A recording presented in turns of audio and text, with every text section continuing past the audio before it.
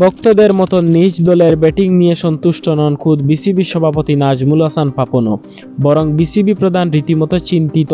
তার অনুভব সবচেয়ে বড় কথা হলো টি-20 খেলতে হলে এখন সাহস করে খেলতে হবে। এখন আর রান হলো কিনা, ফর্ম আছে কি নেই, এসব চিন্তা করে লাভ নেই। এখন খেলতে হবে হাত খুলে না খেললে বড় রান করাটা কঠিন। পাপন বলেন, ব্যাটিংটা ভালো লাগে নাই, ব্যাটিং দেখে খুব ভয় লাগছে।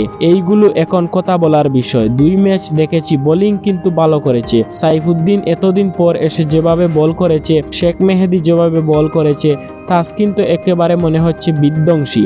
আমাদের মুস্তাফিজ আইপিএলে খুব ভালো খেলে এসেছে। আইপিএলের সঙ্গে টিম বাংলাদেশের ব্যাটিং পারফরম্যান্সের তুলনা করে খানিক আক্ষেপের সুরে বিসিবি সভাপতি বলেন, এবারের আইপিএল দেখে বুঝতে পারছি না যে হচ্ছেটা কি। মানে 250-260 করলেও জিততে পারে না, আর আমরা 140-45 করতেই হিমশিম খাচ্ছি বলে মনে হয়।